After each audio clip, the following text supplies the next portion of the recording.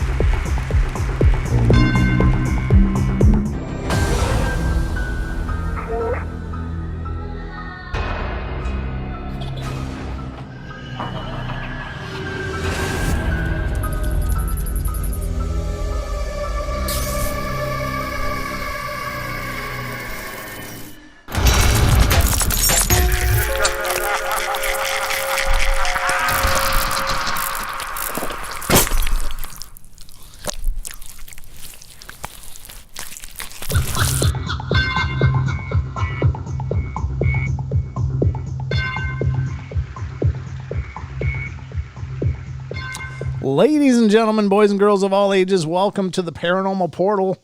I'm your host, Brent Thomas, and this is our Friday show. And as such, we've got a full boat of fun all loaded up here ready for you guys, so I hope you all are ready, because we're going to do our best to entertain the hell out of you, because that's what we do, or at least we try to do. Depends on who you're talking to, though. Apparently, some people are more entertained than others. But, at least I'm usually entertained doing the shows, and that's important as well. And I believe that the laughter in the distance that you might have just heard is as well. I think he's pretty entertained. And that, of course, is my good friend and co-host, man of all ages. I don't even know what that means. Man of all seasons, maybe that's better. Inspiration to many and leader to few. No, yes. Our one and only Mr. Don Longbeard. Welcome to the show, brother. I always get a kick out of your we got a whole boatload of stuff. I was like, but we're going to get stuck in the Suez Canal. Yeah, we'll be the one that goes sideways. We'll be like blocking it. We meant to have fun tonight. But, we're trying for a CE5 so the UFOs can come and pull us out of the Suez Canal and move us on over. No, we need Uri Geller. Come on, Uri Geller's the one's gonna pull us out of there. Him and his positive vibes. And hello to everybody that's in the TFR chat room. Good to see you guys. Thank you for joining us tonight. There's a whole bunch of you, but I think most of you are just left over from the Freaky Friday. But thanks for at least listening to the first part of our show tonight. It's always a pleasure to see new faces and stuff. And wow. Hello to all of you in the YouTube chat. Yeah, it's good to see you guys coming in. And except for those 6. Except for what? Yeah, 6. Look. 6. Oh, yeah. I don't get them there on my screen, so. Oh, see. Yeah, well, everybody's a critic. Wow, like 15 seconds in, we've got 6 already. Oh, we don't like aim for the haters. We aim for the love, and that's what we do the shows for. Is for those that actually enjoy the shows and want to be a part of it. So, however, I will give you an out. If you're drinking tonight and you accidentally hit the thumbs down, just go switch it back over. We'll be good. If you're knee deep in the sauce, and what's funny is everything's kind of blending together. Oh, yeah. wait, maybe I should refresh my screen. Yeah, that might help. Because there was only 17 watching with 13 likes and 6 dislikes. Yeah, it doesn't work that way. But as always, we have a bunch. Same thing. Oh, that's okay. As always, we got a bunch of stuff going on here throughout the course of the show. If you want to call in and be a part of the discussion, you certainly can, at least after the first half hour. You can call in by calling 720-923-0500, and that is the numbers for fun right here in the portal. And we'll keep watching for your call, and if you call in, we'll talk to you. I mean, what kind of magic is that, right? Yeah. It's just all kinds of fun here in the portal. So, as always, though. Sorry. Go ahead. As always, we should probably start And how about the news, Don? How about the news? Let's go to the news. The news.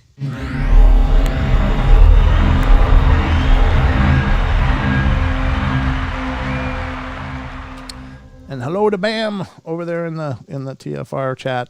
Good to see you, brother. As always, welcome to the Paranormal Portal News Desk, and this is our Paranormal Portal News segment, which sometimes features news that is paranormal, and sometimes it's just not normal, and that therefore makes it paranormal in a sense. So we're going to go through a bunch of articles I pulled up from Unexplained Mysteries, Unexplained-Mysteries. And again, check out this site. It's a great site. If you're looking for a lot of strange and unusual stuff, this is a good location. Yeah, it's called the Paranormal Portal. Yeah. Well, if they sucked, we wouldn't use them, right? But they don't. I mean, they do such a good job. So this is an article from unexplained-mysteries.com. And this is kind of weird. This is kind of a weird one, folks. I don't know. I haven't read through it, but it sounds really interesting. But the article is Pink Drinks Help You Run Faster, study claims. What the hell is a pink drink? Pink colored drink. Really? Yeah, I guess so. Okay. I haven't read it. I did scan it a little bit, but it says the findings of a recent study have suggested that runners perform better if they consume pink liquids. When it comes to enhancing performance when running, the color of your drink isn't exactly the first thing that springs to mind. Yet, according to a new study by researchers in the UK, drinking something pink can have a profound effect. Wow.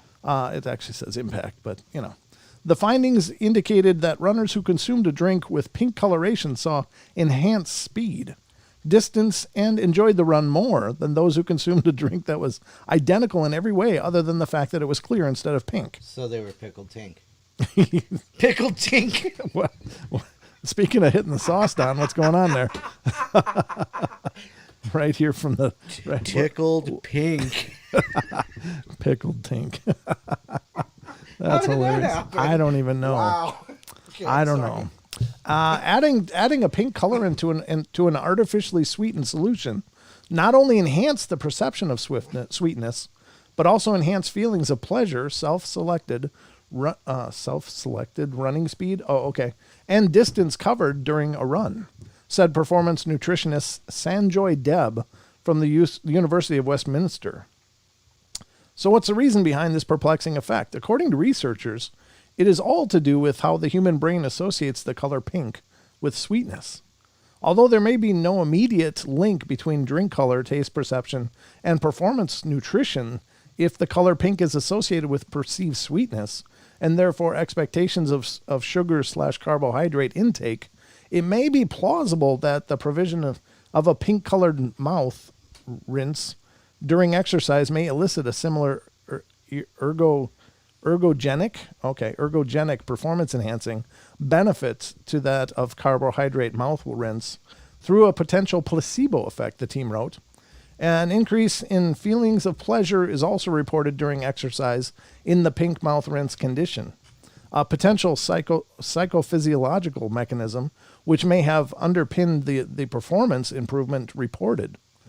It's worth noting that the number of participants involved in the study was small. However, it is certainly not unreasonable to imagine that through the placebo effect, something as simple as pink coloration can make a notable difference to someone's performance. It's probably not worth dyeing all your drinks pink before going out for a run, however. I don't know if it makes you feel good. If you hate running, you might love it more if you drink something pink, right, Don? What would happen if I had blue water? I don't know. That didn't come out quite right. The little. I think if you're drinking blue water, you should probably take out that big mint. I was thinking of the little blue pill and drinking blue water. See what I did there with that whole yeah. The urinal? Yes. Yeah. All right. Okay. All right. I thought it was pretty clever, but anyway. See what I did there? I'm apparently off center today. You're so far away from center. It's not even consideration. But that's kind of interesting. I don't know. Again, it's not really paranormal, but it's not normal. Is it the placebo effect or what the hell's in pink dye that kind of supercharges people? I don't know. Isn't some of those colors really bad for you though, Don? Well, they used to be red. Used to be the big one. Because they removed red M&Ms for like 15 years until they could get the color so it wouldn't give you cancer or something like that. So, I mean, why did they bother to take it out? I mean, never mind. That's going to get political. Oof. But anyhow. Well, there you go. This one I thought was interesting as a follow-up to one that we did cover a while ago.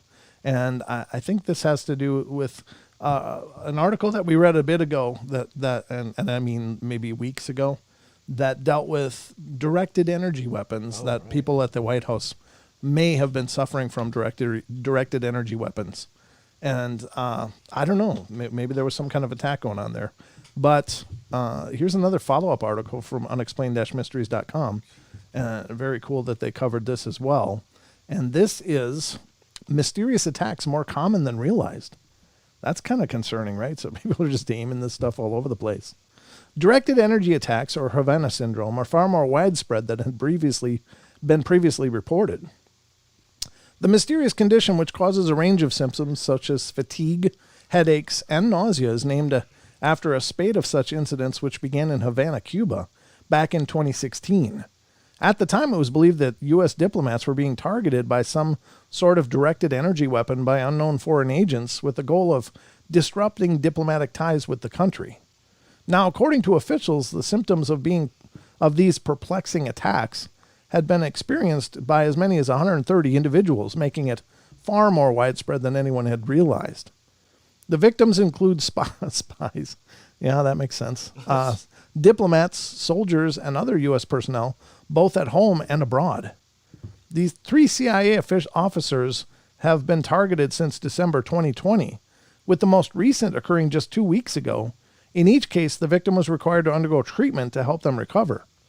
Another case, this time from 2019, has also now come to light and involved a military officer who was serving overseas when he was overwhelmed by nausea and headaches after stopping briefly at an intersection.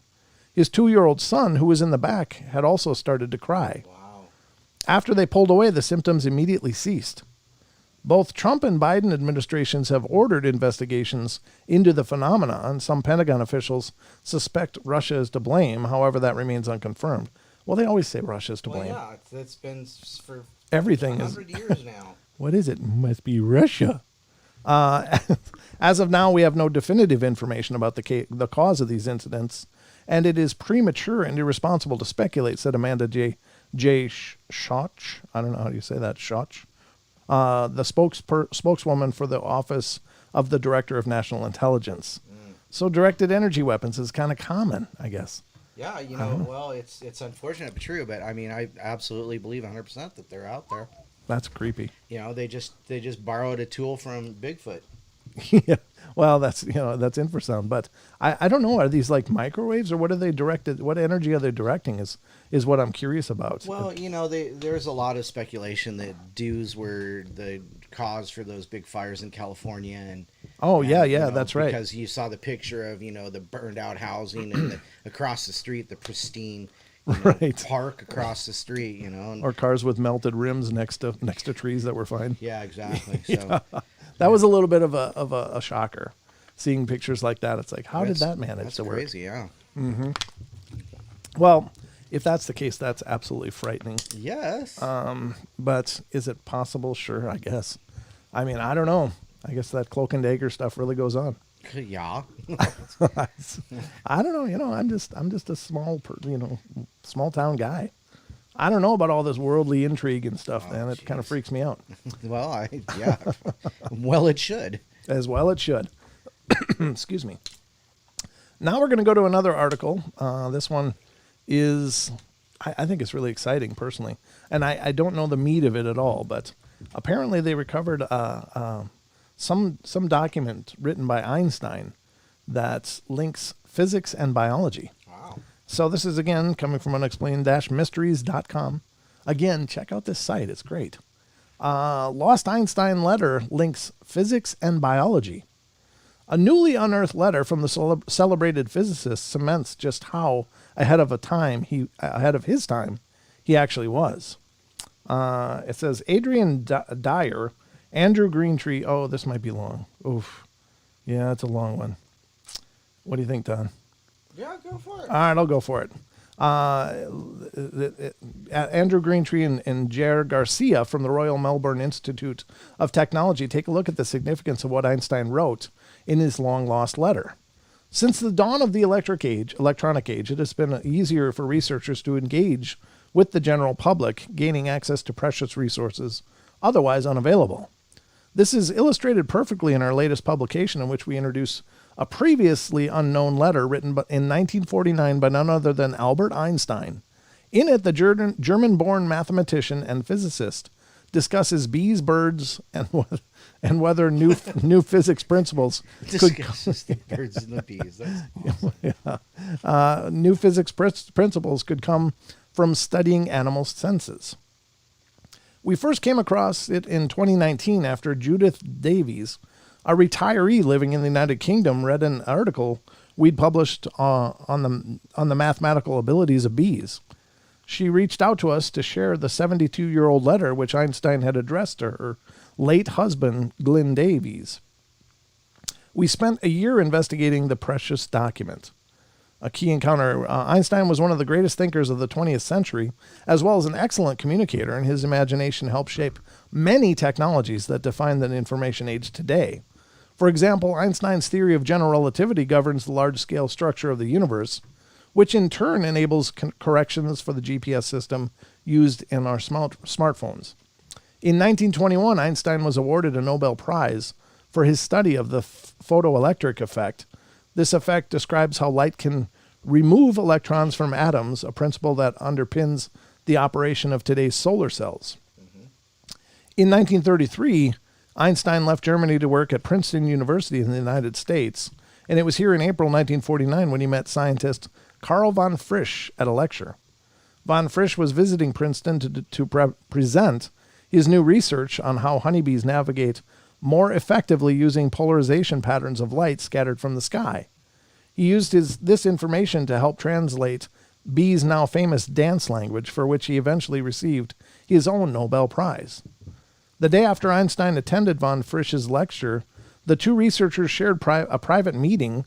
Although this meeting wasn't formally documented, the recent discovered letter from Einstein provides some insight into what may have been discussed.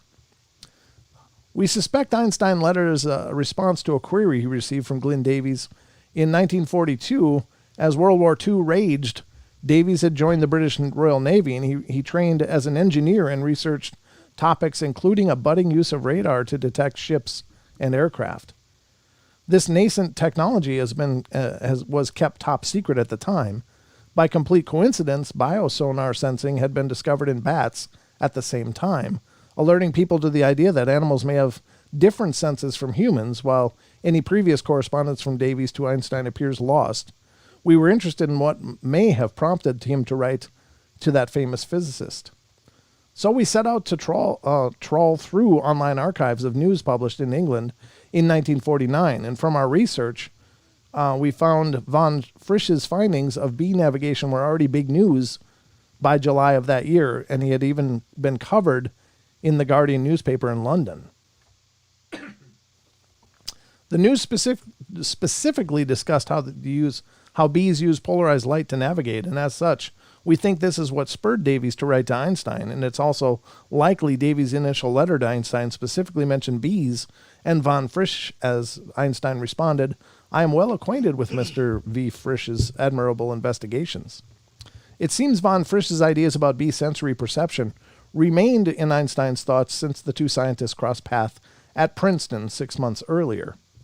In his letter to Davies, Einstein also suggests that for bees to extend our knowledge of physics, new types of behavior would need to be observed.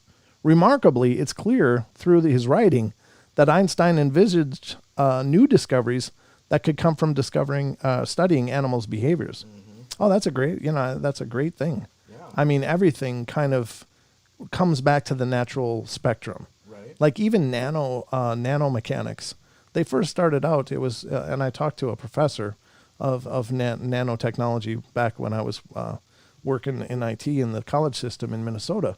But she said, it starts out with trying to build machines, but then we look at how nature does things, and And that seems to be how they guide their research, to recreate those processes that are being done naturally in the natural world.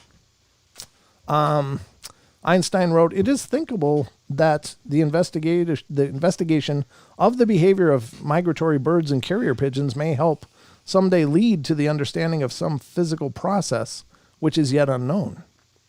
Now, more than 70 years since Einstein sent his letter, research is indeed revealing the secrets of how migratory birds navigate while flying thousands of kilometers to arrive at a precise destination.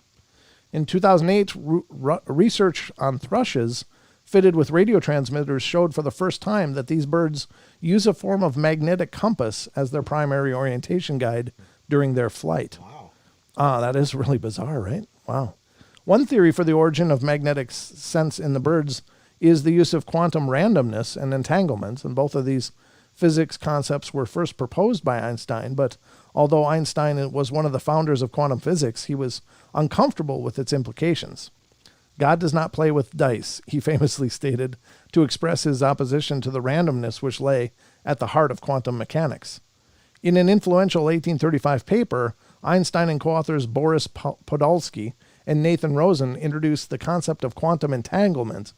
Interestingly, it was introduced as a conceptual failure of quantum mechanics rather than one of its defining centerpieces, as we now understand it. Perhaps ironically, one of the leading theories for the origin of magnetic sense in birds is the use of quantum randomness and entanglement. This theory suggests that radical pair chemical reactions in cryptochromes, signaling proteins found in certain plants and animals, are affected by the Earth's magnetic field and thus form the basis of the bird's biological magnetic compass. That's actually really cool. Yeah, that is. Although Einstein disagreed with entanglement, his willingness to speculate on how we might learn new things from animal sensory perception suggests he would have been delighted by how new research on bird migration is pushing the boundaries of our understanding of physics. Indeed, Einstein's letter to Davies is a testament to how open he was to new possibilities for the field of physics being observed in nature. It illustrates once again how mindful he was of what one might discover when taking a different view of the world. That's really cool. That's really cool. Yeah. So, it's really interesting how, you're right. Why aren't we sitting back and observing nature more? That's a perfect example of what we can learn just by shutting the hell up. Well, that's true if you sit back and pay attention rather than not. Yep. But it's funny that he mentioned, quantum entanglement and randomness and right. It is. It's really cool. And a happy birthday to Real Deal. Is it your birthday? Oh, is it really his birthday? I guess so. Somebody's saying happy birthday. So wow. Happy birthday. Yeah, absolutely. Thank you for being here and helping out as always, but we appreciate it.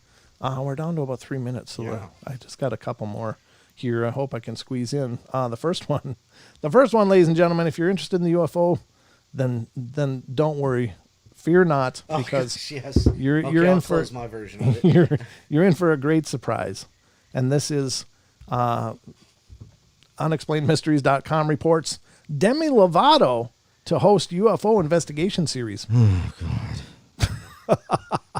And the exhale was audible. Here we go. The American singer and actress will front a new unscripted show that will focus on the UFO phenomena. Can she read yet? I think she can. She was one of those Disney kids, wasn't she? She was. Yeah. Lovato is certainly no stranger to the subject of UFOs and extraterrestrial visitation, having previously claimed to have contacted a UFO during a recent trip to Joshua Tree with Dr. Stephen Greer. Over the past couple months, I've dug deep into the science of consciousness and experienced not only peace and serenity like I've never known, but also I have witnessed the most incredibly profound sightings both in the sky as well as feet away from me, she wrote at the time. This planet is on a very negative path towards destruction, but we can change that together. Mm-hmm. If we were to get 1% of the population to meditate and make contact, we would force our governments to acknowledge the truth about extraterrestrial life among us and change our destructive habits, destroying our planet. The new 4-part television show, which will be titled Unidentified with Demi Lovato, aims to investigate the phenomena and will feature interviews with experts and eyewitnesses. Follow Demi and her skeptical best friend Matthew and her sister Dallas as they help uncover the truth about the UFO phenomena, the synopsis reads. While consulting with leading experts, Demi, Dallas, and Matthew will investigate recent eyewitness encounters, uncover secret government reports, and conduct tests at known UFO hotspots. No details have been released so far when the new show will air. It sounds like a repurposed Rob Lowe show. That one that had Rob Lowe. Yeah. It sounds like the same kind of thing. It's like him and his kids going around and checking out, hauntings and Bigfoot and stuff. Why can't they just come say, Don, we'll give you $10,000 per episode, and Don will say, yeah, let's do it. Let's do it. I mean, I'm just as interesting as she is, at least. At least. Absolutely. And you got a beard. She doesn't even have a beard. I Don. know, that's just extra sexy. I mean, how could you compete with that? I mean, I'm spicy because I got the salt and pepper going on. With that, folks, we're done with the news. That's it. I'm done. Well, let's get back to the regular program.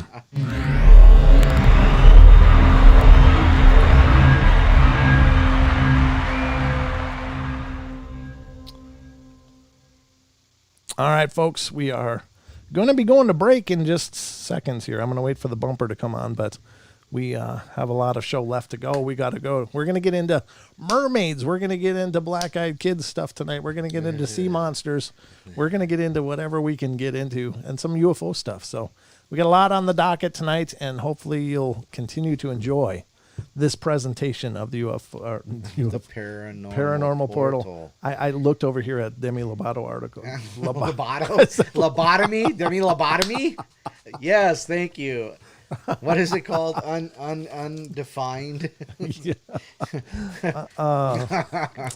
Anyway, there's going to be lots more. We're going to get into whole kinds of stuff, but we got a lot of show ahead of us. Rather have a bottle in front of me. For the record, I have nothing against Demi Lovato. I don't. There's the bumper music on. She just got a good roll of the dice is all. So, ladies and gentlemen, we'll be right back. Don't go away for more of the Paranormal Portal. It'll be Lovato free, I promise.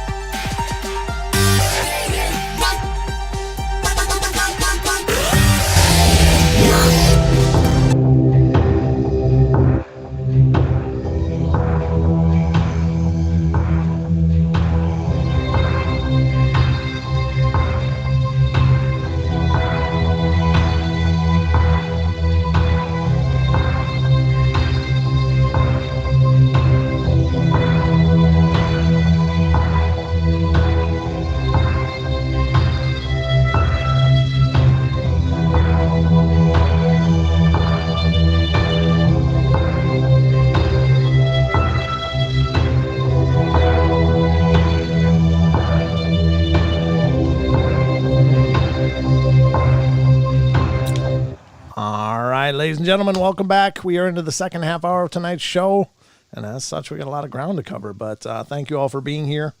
Still a good crowd over in TFR, which is nice. In fact, let's talk about who's here, Don. Hey, let's do a shout out to TFR. All right, TFR, shout out Bam's over there.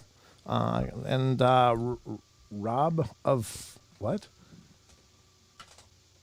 Robofish. Oh, Robofish. Okay, but it's got a 5 for an S there. I'm like, Daryl Bowles there. Kev Baker's there. Hey, Kev. Fantastic Freaky Friday, of course, preceded the portal tonight. As always, it's an honor to follow you guys. We got Psycho Dave, 321 Big D, 1955. Gentle Wolverine. Gentle Wolverine. I love it. Billy Ray's in there. How you doing, Billy? And All One, an interesting being. Great to see you guys. Thanks for coming in and being here and sticking around. That's always great. That's always tough. How we doing in the? How we doing in YouTube's land? Yeah. We got Android Parody. We've got Annie, Aussie Tigers here, Digger Dog, Ethan, Ghost Magnet 81, Jeans Pretty Pups, Jordan Cogburn, Con Squatch, Lou the Good Dude, Lunatic Fringe, Maggie M10. Let's see, it moved again. Ms. Real Dill, she's here. Rachel Gets It Right, Red Cap Goblin, Squatch Knocker, Titan, and Bigfoot in Germany is back in. Oh, nice. Yeah. Very cool. Yeah, he was dropped in. I don't know if he's still here, but yeah, Bigfoot in Germany was in. Apparently he's back home, so that's good news. Aiden Gonzalez says hi. How you doing, Aiden? Good to see you. Isaac as well. I think I missed him. Hey, cool. So there you go. And Ken Squatch. Ken Squatch, yeah. Yep. Very cool. Very well. Welcome everybody. Hi, Ruthie. Good to see you as well. All right, so we got a pretty good crowd here, and with that, let's get into some of the meat on the yes, we carcass like of tonight. We like our meats. The meat on the carcass of tonight's show. All right, so first off, what? I was gonna say, do you know vultures pee on their feet? Oh dear God! To fight the bacteria from the carrion. I suppose, yeah, that might do it. They don't get athlete's toe. All right, well that's not normal. So we can take me off the big screen, would you? Oh yeah, there's that. Yeah, there's that. All right, so we got some articles we're going to get into. First off, I want to get into some tales of mermaids. Yes. Not the tales of mermaids, but I thought we were going to grill them. Oh, macabre mermaid tales pulled from the darkest depths of the sea. Now, you don't hear a lot about mermaids, and of course, do you believe they're out there or not? I don't know. It's one of those things that maybe there were some things that lived in the oceans. Maybe they still do. I don't know. Because here's the thing. The one thing about the oceans is, what is it, Don? 5 or 15% is all 5% or 15%. I can't remember the exact number. Yeah, but that's all we've really explored right. of the oceans. And that leaves a lot left unexplored. Isn't it kind of weird that something on the Earth is harder to get to than something in space? Yeah, it is. But think about that. Well, sure, but when you consider the fact that the pressure is like crippling. It's like it'll smash everything like a black hole almost. I mean, it's so interesting heavy. Correlation. What? Because I just brought up getting to space, and you brought up black holes under the sea. Under the sea. Yeah. Interesting. That's a good way of putting it, though. But yeah, I mean, it's just we can't build, or at least haven't built things that can go entirely down there. But then again, it's more of a distance thing, because I think probably more of the Earth's surface is water than land. And there's still places on Earth that people have never been, so it's not hard to believe that, we don't survive really well in water. It's not really our thing. No. But anyway, let's get into this story and see what you guys think of it. And this is coming from ranker.com. And let's see what they say. It says, do you date? Oh, I was going to talk about those mockumentaries. That was, on like the Learning Channel or Animal Planet or whatever, Discovery Channel. They did that show, and people were like, wow, did you see that? And there were a lot of people that walked away from that thinking there was real footage there. And it was pretty convincing. It was really good. I watched and I was like, oh my God, could that be real? And then, soon after it was like, oh, everybody's all enraged because, and I don't know why they did that. Why did they do those mockumentaries? I don't know. It was just stupid. And they did one about, I know they did the Mermaids, and they did the what the hell's that big shark? The Megalodon. Megalodon, yeah. They did a Megalodon one, and I'm sure they've done others as well. But it's like, why would they do that? Because it was like really misleading, and it was never really posted anywhere. Right. That it was, hey, this isn't real. This is just, what if. But anyway. But yeah, that one about the mermaids and the one sloppy underwater vehicle. Yep. Yeah. That was way convincing. Way convincing. So it says, do you daydream about seeing a real mermaid? Such a spotting might be the highlight of any day out on the water. But before you get too lost in your imagination, beware. Eerie tales about mermaids say they're actually a harbinger of doom. I didn't know that. No, that's, well, okay. I think that's sirens, though. Sirens, yeah. Don't believe the Disney hype about mermaids being sweet fish women seeking their soulmates. All right. It says, in reality, sinister mermaid mythology characterizes them as sea monsters worthy of any horror film. Mermaids and mermen have many tools at their disposal to bring about your untimely end, and they may channel a storm, lure your ship into the rocks, drive you mad with their singing. See, that's sirens, but maybe they're a kind of mermaid. Maybe sirens are considered a kind of mermaid. Maybe. Or even feast on your flesh. These scary mermaid stories prove that there's some of the creepiest things in the sea. Little Mermaid involves a literal bloodbath. Ooh. What? The Little Mermaid is a sinister morality tale by 19th century Danish author Hans Christian Andersen. Like the beloved Disney film, it follows a mermaid's quest to win the heart of a handsome prince, whose life she saves from the water. And unlike the beloved Disney film, the original story takes a dark turn when the mermaid is unable to win the prince's heart. Mute and alone, she is doomed to be transformed into sea foam because fish girls have no souls and cannot go to heaven. Her sisters sell her hair to the sea witch in exchange for a dagger that the mermaid must use to pierce the prince in his sleep. If she lets his blood wash over her feet, she will regrow her tail and return to the ocean. The heroine stands over the sleeping prince with the dagger for a long time, but cannot follow through with the dreadful act because she resisted taking him. Angels appear and let her know that she can work for several hundred years doing good deeds, and then perhaps she may obtain an immortal soul and go to heaven. Yeah, that's not the Disney one. No.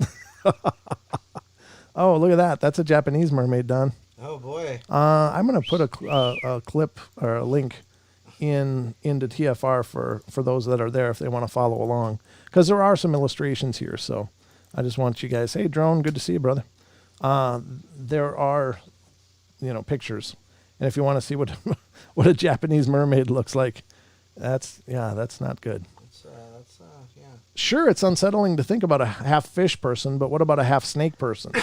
This Japanese myth is known as a Nure-onna, and she has the face and hair of a woman, but the eyes and teeth of a snake. Nure-onna sits by the shore, cradling a bundle to trick humans into thinking she's a distressed mother holding a baby. If a passerby picks up her bundle, it becomes so heavy it pins them to the rocks, and then Nure-onna uses her long pointed tongue to drain their blood at a pace that suits her. In some versions of the tale, she even strangles her victims with her pretty hair. Wow. Yeah, that's horrible. Huh. Okay. But it says she only has the face and hair of a woman, but the eyes and teeth of a snake. But it doesn't really say what her body is, huh? The Blue Men of Minch have a taste for human flesh. Wow, I met the Blue Men. They're pretty cool. Yeah, not the music group. Oh, I think it's a different group, Don. Now see how he's got split. He's got flippers.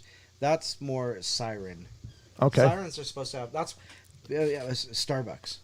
Have you ever noticed that's not a mermaid on a Starbucks cup? It's a siren because it's got a split tail. I really hadn't noticed, but that's interesting.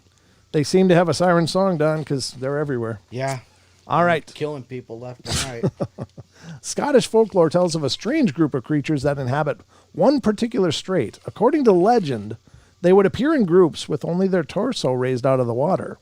These Blue Men of Minch would wave to sailors in a friendly manner, and the sailors would assume that they were innocent people in need of rescue. But when the sailors got closer, they would see the unnatural blueness of the men's skin and the elongated, twisting features of their faces. Unfortunately, sailors close enough to recognize the blue men were close enough to become prey. The blue men would drag them into the water and feast on their flesh. Huh. Yeah, stay away from blue men in the water. Yeah. Hey, Titan asked a question. Sure. It's kind of we kind of missed Titan's questions on Paisley's show, by the way. He says, Paranormal Portal, Brent, Don, do y'all suppose that mermaids could be a form of skinwalker? Thus, they are seen as the observer's ethnicity. So, do you think they might be a skinwalker? Maybe. That's a great question. I mean, of course, it's all speculation, right? So nobody knows. Right. But what the hell are they? Yeah, I mean, they could be some kind of transformative, aquatic / human thing. I don't know. They're just such a weird legend, and with the little amount of witnesses, I think is. But then again, we're not on the ocean much except for sending stuff back and forth. Right. So I don't know. Yeah, I mean, that's a great postulation. I don't know. That's possible. Yeah. Great thoughts. All right, so this is the seductive sirens were actually horrific monsters. The Odyssey details one man's quest to get home despite the machinations of a lot of evil women, thanks Greek mythology. But of all the seductresses Odysseus faces, none stand out quite like the sirens. These creatures are commonly depicted as mermaids whose beauty equals that of their deadly songs. However, in the original text, the sirens have the bodies of birds, and the only beautiful thing about them is their singing. This makes them more like harpies, who are traditionally the personification of lethal storm winds. Either way, you're likely facing a shipwreck. Yeah, there's that. The first mermaid was the result of a suicide attempt. What?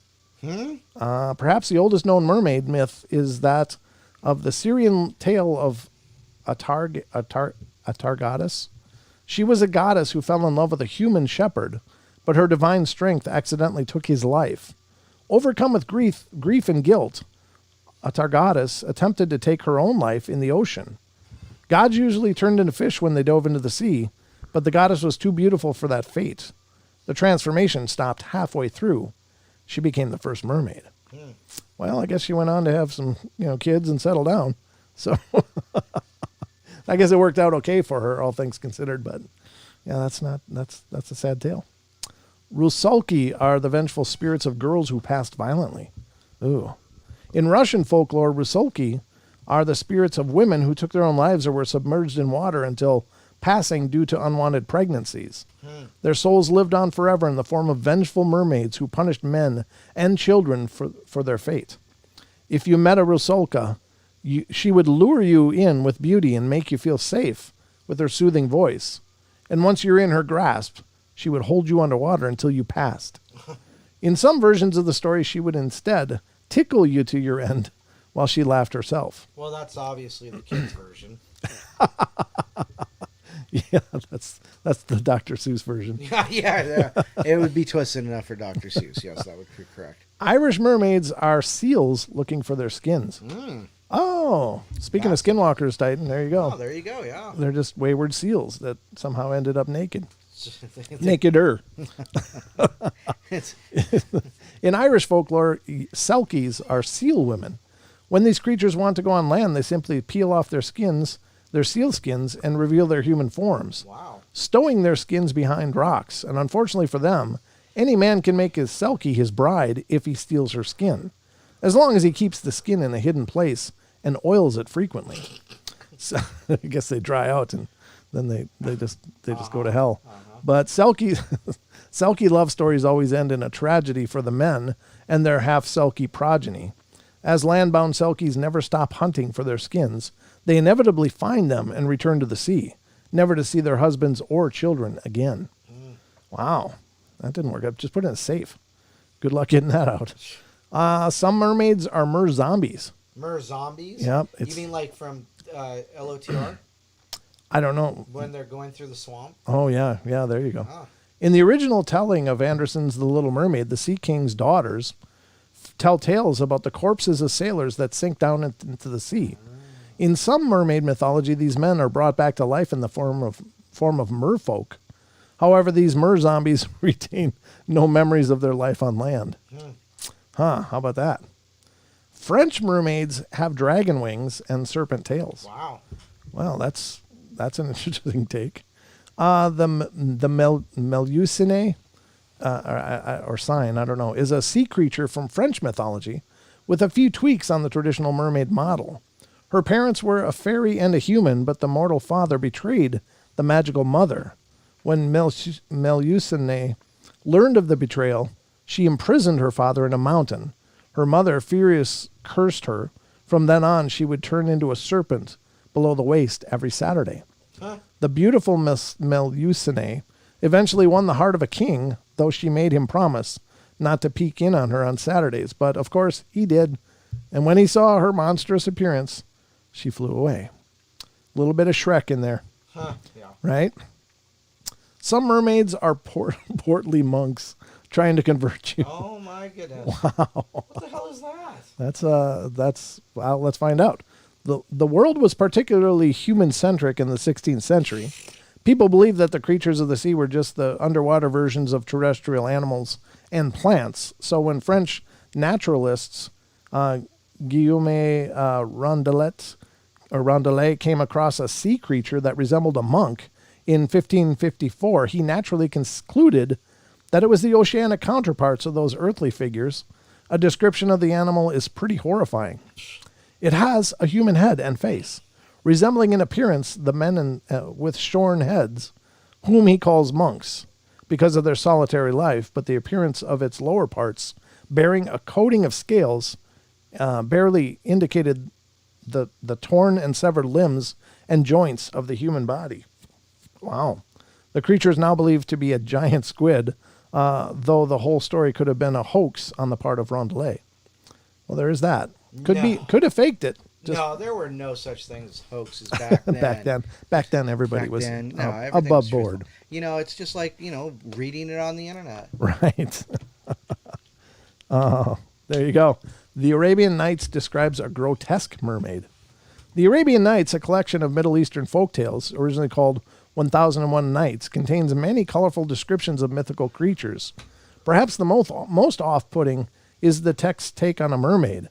Moon faces and hair like a woman's, but the hands and feet in their bellies they had tails like fishes. Terrifying appearance aside, these sea people essentially live just like humans. One protagonist in the Arabian Nights even spends some time in an underwater realm ruled by mermaids. Uh-huh. Well, there you go. It's called a reverse harem. Beauty's only skin deep, Tom. Jeez. It's only scale deep. Yeah, there you go. You get under the flesh and everybody looks the same. Oh, what is that? Go back up right there. It's banned. Even back then it was banned. Everything's banned. Banned. I didn't know that symbol was that old. Is that like a scarlet letter? It is. Maybe that's what it was. A deity of European folklore, the Melusine or Melusina, depending on the source, was half woman, half something. In some tales, she had the lower body of a fish. In other depictions, it was the lower body of a serpent, and sometimes she even had wings or more than one tail. Yes, exactly like the Starbucks logo. There you go. The legends of the Melusine, that sounds like the other one we read, but tend to vary somewhat, but all revolve around the central idea of Melusine reverting back to her fishy self when she's in the bath. Oh, otherwise, no one could tell she wasn't human. Splash. Oh, yeah, right. Daryl Hannah, yep. She would always tell men to never gaze upon her in the bath, and they would always break the promise. The punishment for doing so, Melusine would leave them every time, and sometimes just moving into another man, sometimes running away to Avalon, but always leaving the men who loved her brokenhearted. I don't know. Oh, leaving the men brokenhearted. Got it. Okay. Here's, Again? I guess so. Melusine's enchanted bloodline sat on the throne of England. Ooh. Melusine did more than abandon the men who broke her vows to her. According to myth, she was also an ancestor of many kings and queens of England. As the legend states, her bloodline originally descended into the Luxembourg dynasty, and when Elizabeth Woodville, the daughter of Jacquetta of Luxembourg, became Queen of England in the 15th century, that placed Melusine's long line of magical prowess on the throne. The magical connection would prove dangerous for Jacquetta and her daughter, who, however, there were many who claimed they trapped the king using witchcraft, a serious charge in those days.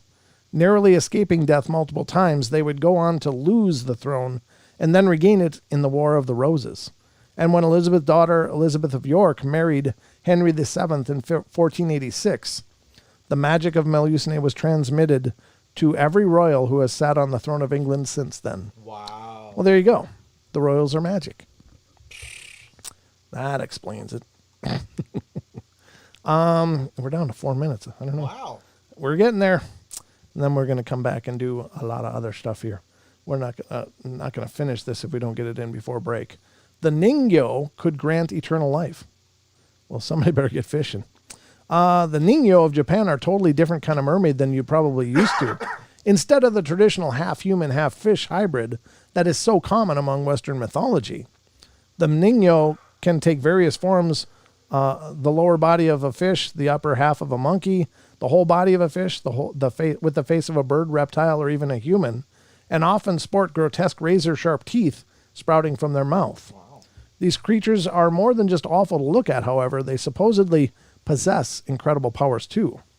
The flesh of a Ningyo, if consumed, supposedly could grant a person eternal life, or at least a very long one. One tale, Yao Bikuni, tells the story of a young girl who consumed Ningyo meat by accident after her father left it out. She wound up barely aging, but lived for many years wandering the world until one day she finally returned to her hometown to pass at the age of 800. Wow. Wowza is right. So there's the mermaids, folks. Is that like pink water? You know, mermaids pink like salmon, pink water. I don't know. Maybe it's a pink thing. I don't know. It's hard to say, folks, but that's a whole bunch of information on mermaids, which I think is interesting. Yeah. I don't know. You know, do you think they're out there? I don't know. I'd like to hear what you guys think. Yeah. Because there are some people that are adamant that they're definitely out there. You don't hear, again, of many people seeing them, but, I guess it's possible. Is it? Right. I don't know. It's one of those things. I don't know. I really don't have an opinion. It's fine if they're there. It's fine if they're not. I think it's a kind of a cool idea that there's something possibly paranormal in the oceans, but maybe everything in the ocean is right now paranormal because we really don't know much of what's there other than the fish and life that we've been able to study. Right, so, right. I mean, there could be a lot of things. Well, so just to cap this off real quick, did you hear about the golf course? There was a golf tournament going on, and it was down in like North Carolina, and it had this picture. It was a video of this guy putting, and in the background, it looks like something comes up in the water behind him, and kind of comes up and then kind of dips back down. Yikes! But, I looked at it and I looked it up. It's actually a lake. It's a pond or a lake. They call it a lake in the. It's not anywhere near an ocean. It doesn't have river access, so it's like. It doesn't have a lot of river access. So, so it's got something in there. It looked like a seal to me, but I don't know how the hell a seal would have gotten in that lake. Wow. Where was this? What? In North Carolina. North Carolina. I wonder if they got some firm of manatee. It was on a PGA tour. Wow. Yeah. So. Yeah, I'd like to see that clip. If you can find a link for it. I mean, we wouldn't watch it on the show probably, but I'd like to check that out because that sounds really interesting. Wow. And it looks like a head and shoulders of a person. No, it looks like the head of a seal. But then maybe it's a giant catfish. Maybe some guy's just scuba diving in there. Yeah, exactly. Bom, bom. Gathering balls Bom, and bom. selling them on Bom, eBay. G.I. Joe just swimming in the water. Yeah, you never know. Yeah, and then came a brown shark. Sea monster. Eddie Murphy, Raw. Exactly. It's an old comedy routine. If you're not familiar with it, it's pretty hilarious.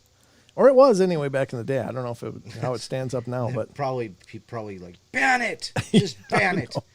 That's I know. just horrible. Well, in this world of cancel culture, anything's possible. Oh, yeah, never mind. What? Well, I read something about Donald Glover saying he's tired of white people canceling things on his behalf. Oh, well. Yeah.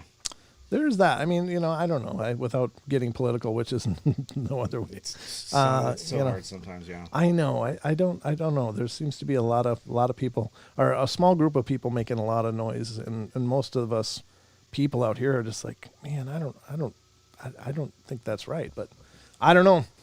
I'm not going to get involved in that, especially not on the show, because we've worked really long and hard to keep the portal politic free.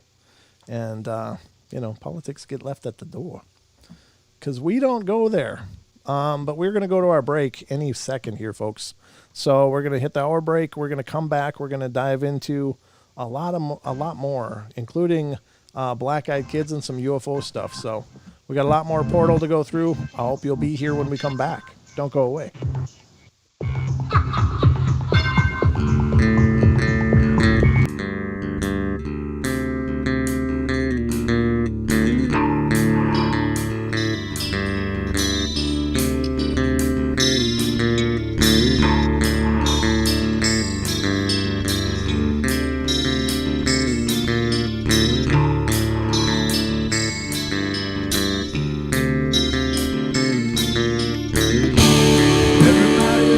Play their games. Everybody loves to place their bets.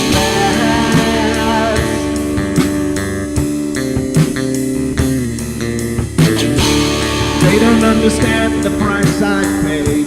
They don't care to comprehend.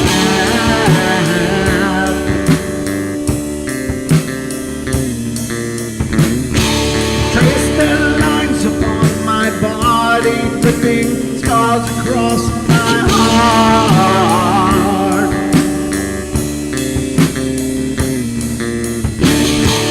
Raging anger boils inside me as their lies keep falling apart.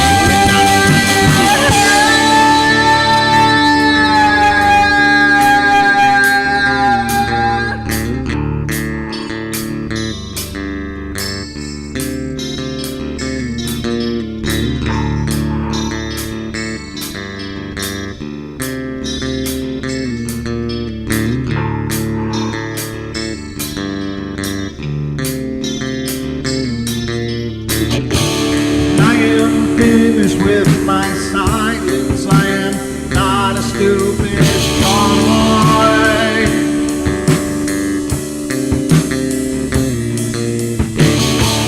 No more breaking me with kindness, just you dance upon my joy.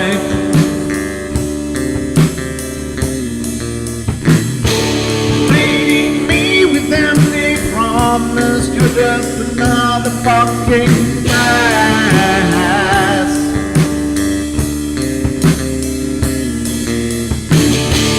Taking off the slice of my sanity, just make sure that you're well fed.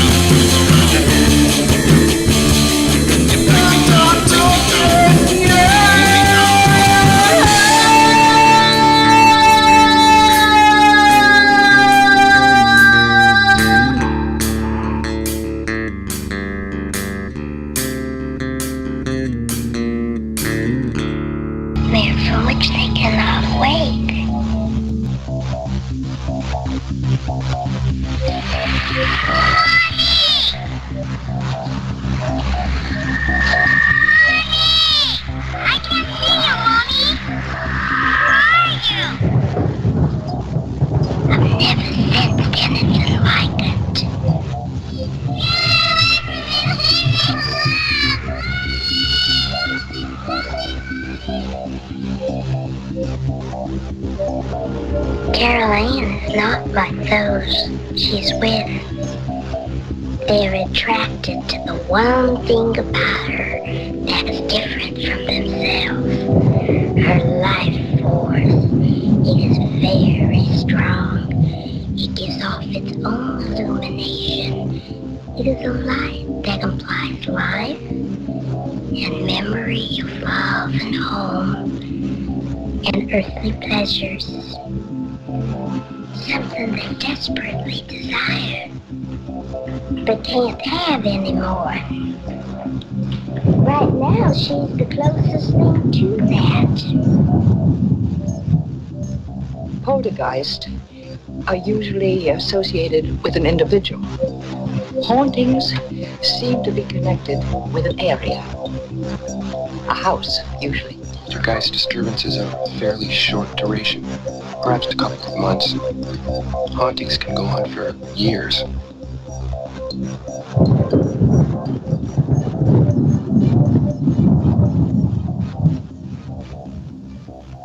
And years and years, folks. Welcome back, everybody. This is hour number 2 we're cranking into right now on the Paranormal Portal. Hour 2.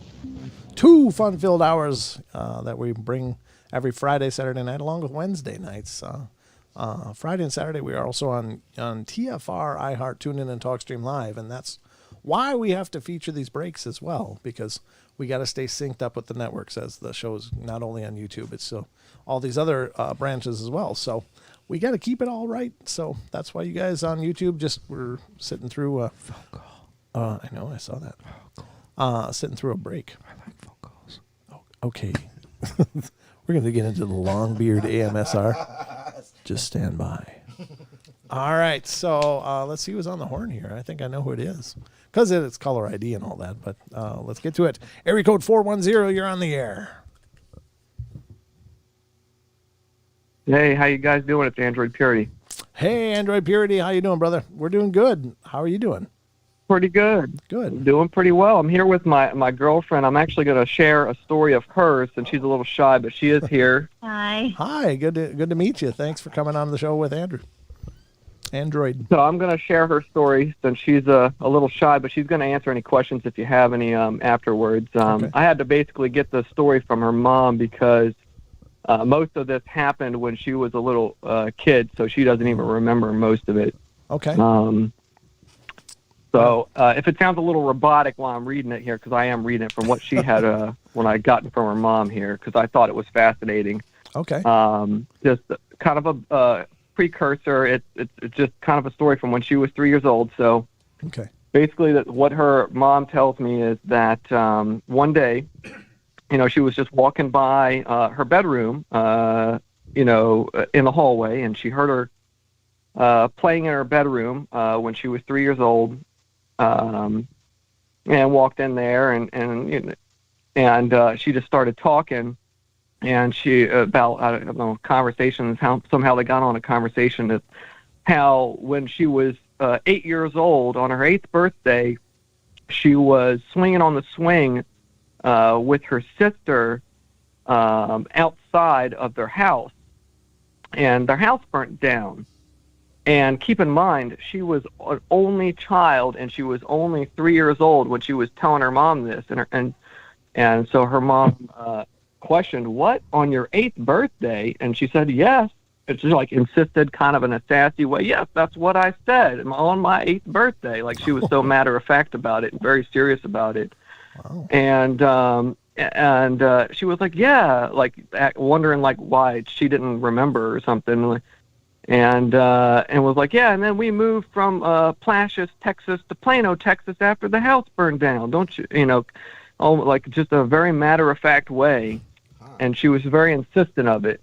Uh-huh. I'll say my mom, so those aren't, Plano is a more well-known town. Placius is a very tiny town. And my mom she went to the daycare teacher and asked if there was a student that had moved from there. Uh-huh. And they said no, or if they were going over towns in Texas, and they said no. Wow. So I don't know where I would have gotten that from. Wow. That's incredible. Yeah, I was a weird kid. I don't remember any of this, but my mom, I mean, I had other experiences that I'll tell you about. She took me to a psychiatrist. They recorded stuff. That's amazing. Yeah, my mom, she can't find the tape recordings of me, but I told her about this dress that I wore on my 8th birthday, and I mean, yeah, it was weird. Wow. That's incredible. Wow.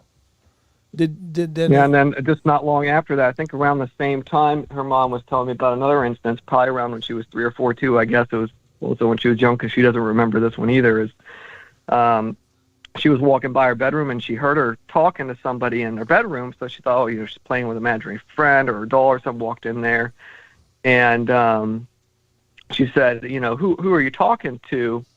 And she was like, I'm talking to the angels. And she was like, the angels? Where are the angels? And she said that, they come through the window as little round lights. And then she pointed to a spot like in the corner room, and they would stand right here and they would talk to me. Wow. And she said that they come from a ship. And she said, and then that's all I got, I guess, from the gist of that instance. But then randomly, also random other days, that she would just go in her room and just find like a little white feather on the ground of her bedroom floor. And they had no down feather pillows in the house. Highly allergic to down. And she was allergic to down pillows, so they purposely avoided down feather pillows in the house. But they would just her mom would just find like a little white feather on more than one occasion. On the floor of her bedroom floor. And she was also very insistent that these things would come and talk to her, that she referred to as angels, as little round lights that would come through the window, and then they would stand there and talk to her. I don't remember any of this, but I do remember the next story he'll tell you about. I vaguely remember. Okay. Because I was like 3. Okay. So there was another instance and this is one she does remember. This is when she was much older, and it's actually connected. I was 6 years old. She was 6 years older, so maybe a couple years older. And they were on a road trip and driving, and she was sleeping in the back of the car, in the back seat or truck, and she woke up from sleeping and kind of looked up and looked outside the window, and she saw like a blue, she says what she describes as a blue glowing light. I remember it, but I vaguely remember it, and I don't know how I knew, but I said it was an angel, and I pointed it, and I said, look, it's an angel. My dad, it was 9 o'clock at night or so he slammed on the brake, and because I scared him, and they looked out there, and about 2 seconds later, a head-on collision happened right in front of us. Oh my God. Wow. So she had shouted out, an angel. It startled her father enough to slam on the brakes some, and then right after slam on the brakes, like 1-2 seconds after, literally right after, a head-on collision between 2 cars right in front of them. Oh. And then when we finally got to the hotel, and my mom was getting me out of the car, out of the back seat, there was another white feather. Wow. In the back seat. Yeah. Now, so those are my stories. And I never personally believed in reincarnation before, she had ever told me this stuff. I never knew anyone with reincarnation. He never believed me. No one believed. And she told me this story, but kind of just bits and pieces about it, and I just like kind of brushed it off. And then I heard it from her mom, and I was like, that gave it like, I was like, wow. And then, and then I had seen a show also recently on Netflix, and it just lined up with so much with her experiences. It just like totally blew my mind. Yeah. That's really powerful. Did you guys save those feathers? Yeah. Did you guys save the feathers, or did you throw them out? My mom threw them out. Yeah, they didn't say. I mean, everyone thought I was half nuts. So.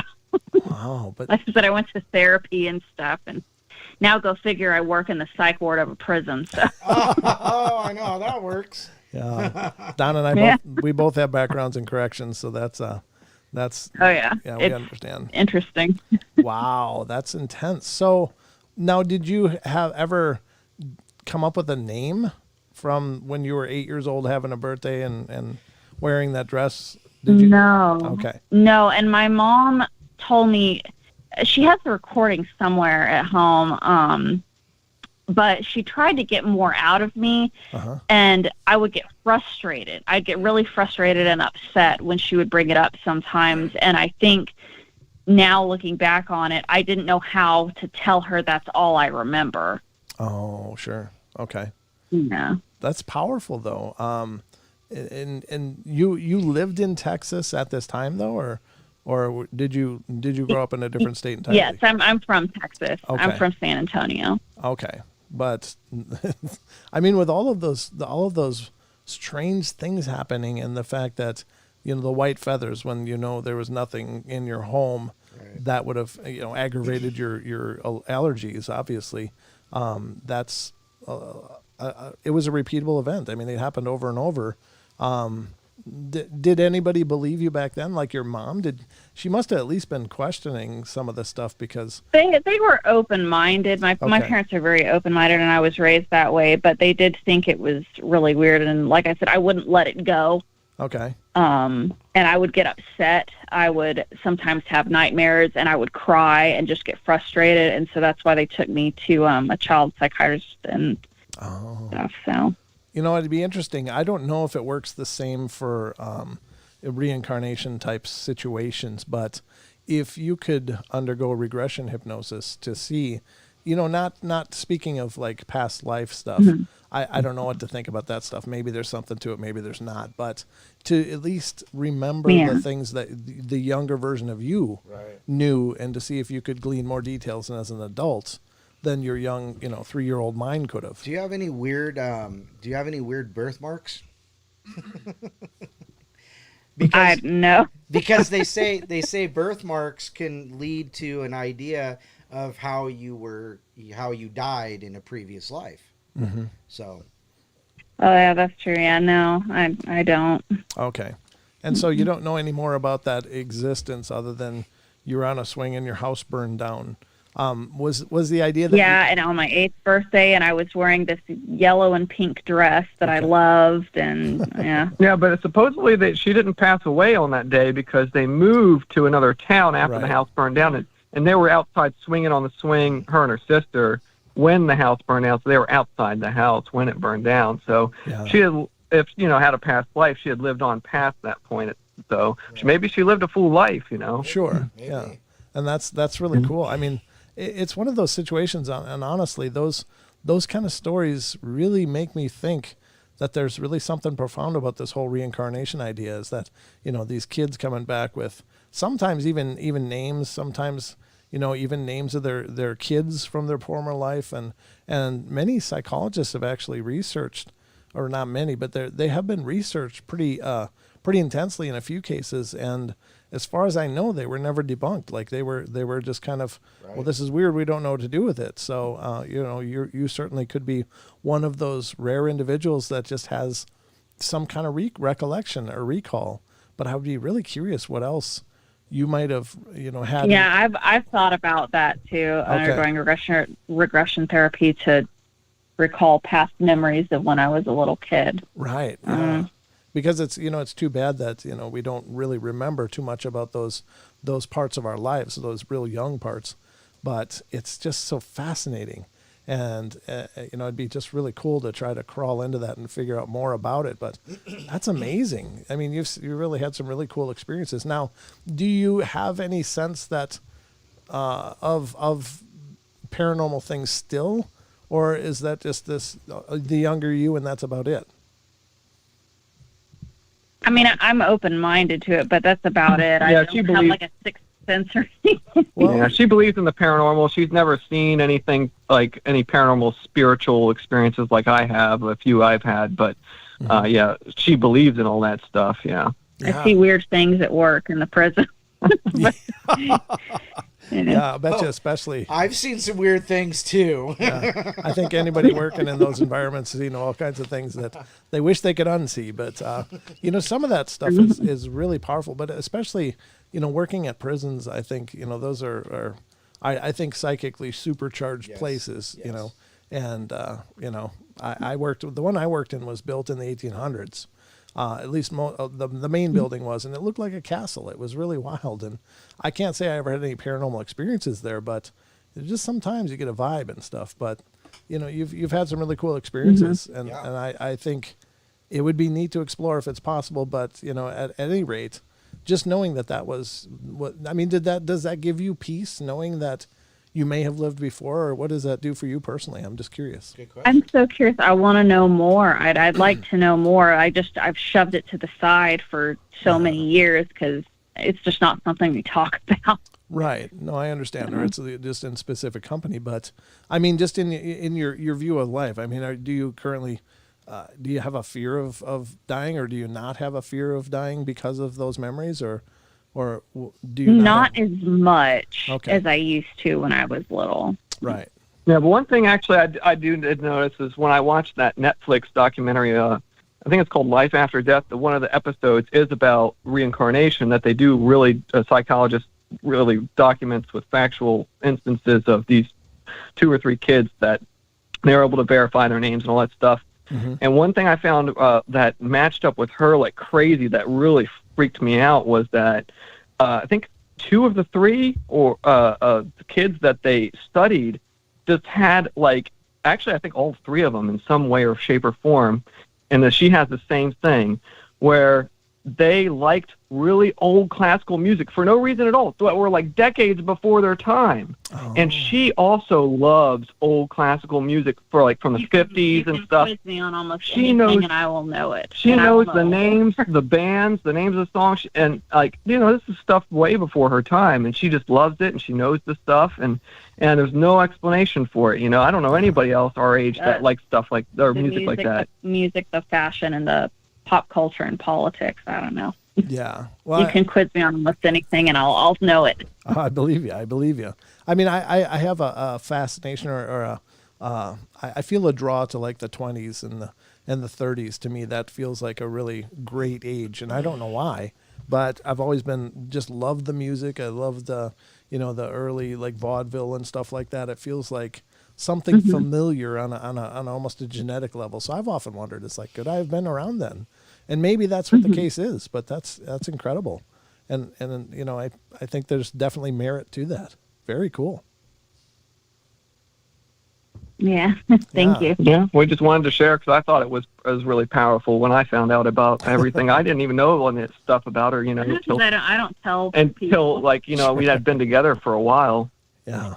No, that's really cool. Thank you guys for calling in and doing that, and thank you for doing it together. It's great to be able to talk with you as well as the person having experienced it. But And now she doesn't have any reason to not call us and talk to us because she just did that. I will have stories from the prison. I can write them all down. please, Yes. I'd love it. Yeah, if you would, please. And then, just email me at paranormalportalradio@gmail.com because it'd be great to talk about those. Okay. All Will right. do. Thank you. Thank you guys for calling. All right, thanks, guys. All right. Good night, everybody. Wow. Or not everybody, but you Good guys. night. All right. Very cool. Yeah, that's actually really, really cool. It's I'm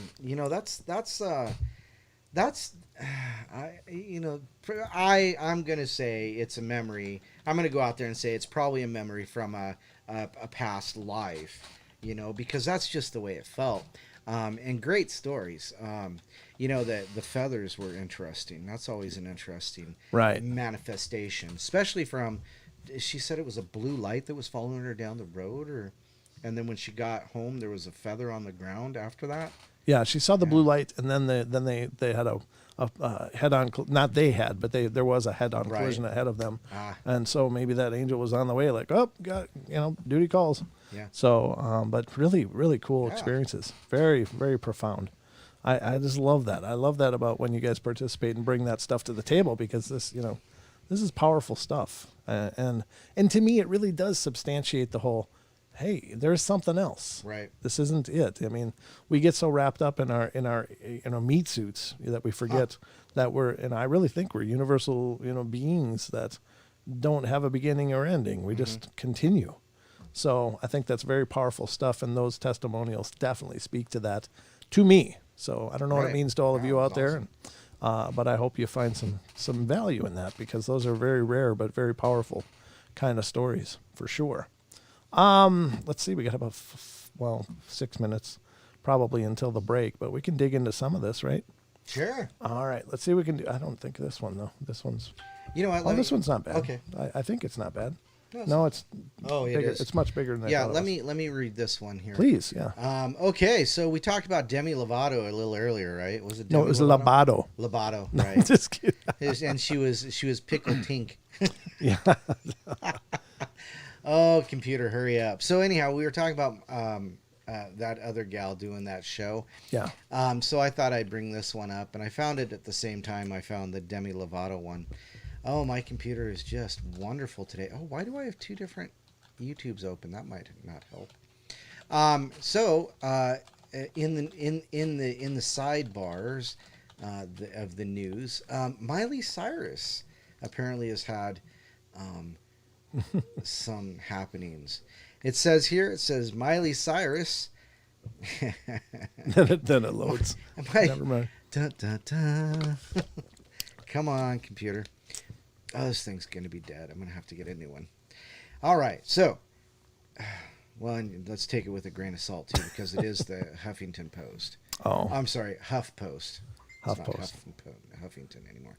Okay, well, I guess that's all screwed up because my computer is just dead. Oh, okay. Well, we'll have to wait for Don's computer to resurrect itself. Oh, my gosh. It's just frozen. Yep, I need a new one. Sorry.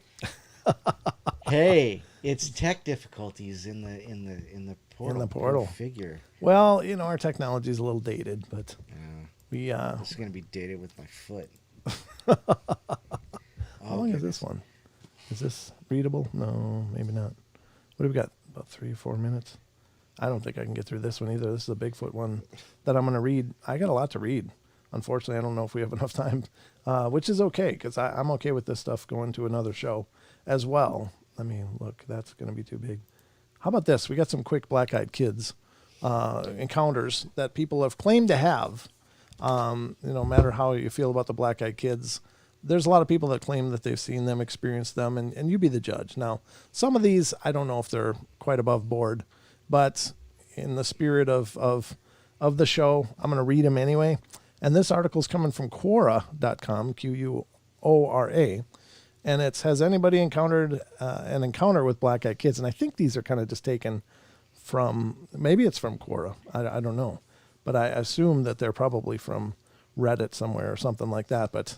All right, so this is the first one by an Erica Webb, and she answered a year ago, and it says, well, I honestly don't know what happened. I was in my bedroom when I heard talking outside. I stopped what I was doing and listened for a second. Next thing I hear is this boy's voice in a very angry sounding voice say, ma'am, I said, can I get some water? Now, how he knew I was there or I was female, I'll never know. But I went and asked my roommate who she was talking to outside. She never was outside, but she was in the kitchen. I opened the front door to see what was going on, and this kid I've never seen with nice button-down shirt and pants standing, I think it meant in the back of the house, by the electric pole, and he looked up at me, huge, full-on, all-black eyes. Gave me a look, put his hand up as saying, what? Are you able to make any sense of this? I think it's saying as if saying hi. Put his hand up as if saying hi. And I went to tell the roommate to come come out, but by the time I turned around, no sign of him. My cat came up missing, and things have done nothing but spiral out of control since. What do you think this was? Bad grammar. Well, I mean, it's, not everybody's extraordinarily literal, or literate, rather, but people try. Here's another one. I think we got time for this. It says, yes, I had 7 years ago. I was wandering in a forest. I sat down to eat something. A girl wearing a skirt. And now this one, I don't know. This one I did read this one before the show. I'm like, yeah. But anyway, I'm wearing a skirt and yellow shirt. Watched me from afar. She was around 9 or 10. She came near and I offered her some of my lunch and she accepted. While eating, she looked up to me. I don't think English is the first language here. And I almost peed my pants. Her eyes were completely black. She smiled at me, laid her finger on my mouth, and then ran away. I was shocked, but followed her. She disappeared without a trace. 2 years ago, I was in the same place and saw she again. She was not a day older than when we first met. I started to ask questions, but she didn't speak a single word. I made a photo of her with my smartphone. She took my hand and pushed me to come with her to a small lake, and geez, there were other black-eyed kids swimming around. And I don't remember anything after this. I woke up at the lake after midnight and checked my smartphone. The photo I took with her was deleted. Break time. Well, it might be. We got to wait till the bumper music starts, but there you go. I don't know. That one just seems kind of out there. It's a pretty extraordinary claim, but you be the judge. I'm just bringing it to you, folks. I'm just bringing you the paranormal as best I can. So we're going to be going to break, but we'll be right back again, in just a couple minutes. And then we'll dive into more of this black-eyed kid stuff and some UFO stuff. The stuff. Whatever we can fit into the last part of the show here, we'll give you. But anyway, don't go away, folks. We'll be right back.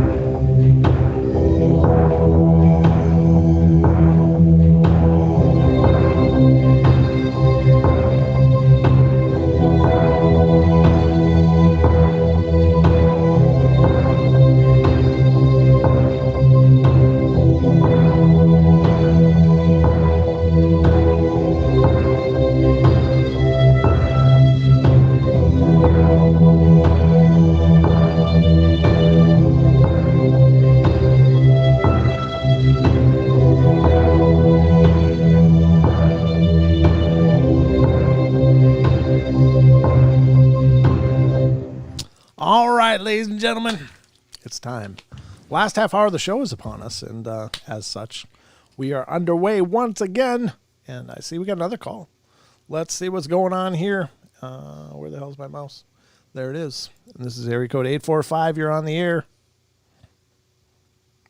Mr. Brent and Mr. Don, it's Carlton from the Pharmacy Seeds Network. How are you guys? Hey, Carlton. Good to see you, brother. What's going on? Good to see you, too. Me and Kai sitting here listening to the Friday night show. Good to hear you guys on. I had a little story to tell you guys. We had an encounter, well, a suspected Bigfoot encounter out on our way to Port Renfrew out here on the island. Wow, please tell us. We'd love to hear it. All right. Well, we went out to Port Renfrew to check out Botanical Beach, which is a beautiful area out on the west side of the island, basically. Yeah. Okay. And on our way back, we stopped to there's a huge clear-cut area, and the whole way out there is like really dense, like Pacific Northwest forest. But on the way back, we stopped to have a look at a view, one area that was clear-cut, overlooking the ocean and all. And we're sitting there like doing some filming, taking some pictures. All of a sudden we hear this owl call, but it's way too low to be an owl. Yeah, you hear about that a lot. Yeah.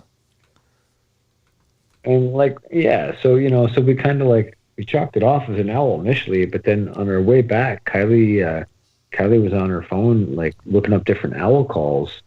And it sounded like, what did it sound like? A barred owl? Right? It was similar to a great horned owl of one of their specific calls, but it seemed like it was a case of mimicry because of the octaves lower that we heard. It was so low and such a baritone octave that you could feel it in your bones as you stood there, even when there was some highway traffic that would come by intermittently. It was really, really like vibrational, which was like much deeper than you'd hear from a 2-foot creature, if even that large, 1.5 foot. Yeah. It was crazy.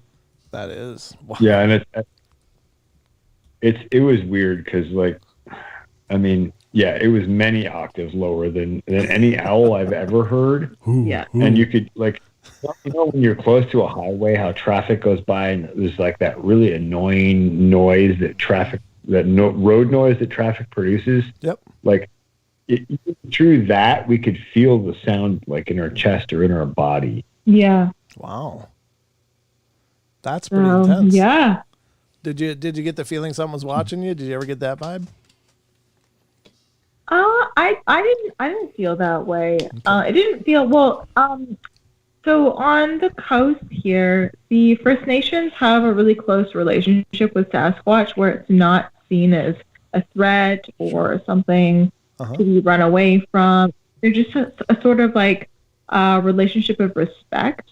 So you just kind of go about your way and move along, and it'll make itself known. But so you don't piss it off. Yeah. So there's never really that feeling of like being uncomfortably watched or stalked. There's just kind of like a symbiotic relationship between humans and Sasquatch. Right. But I'm just curious. Did you feel like that it was close enough that it was watching you?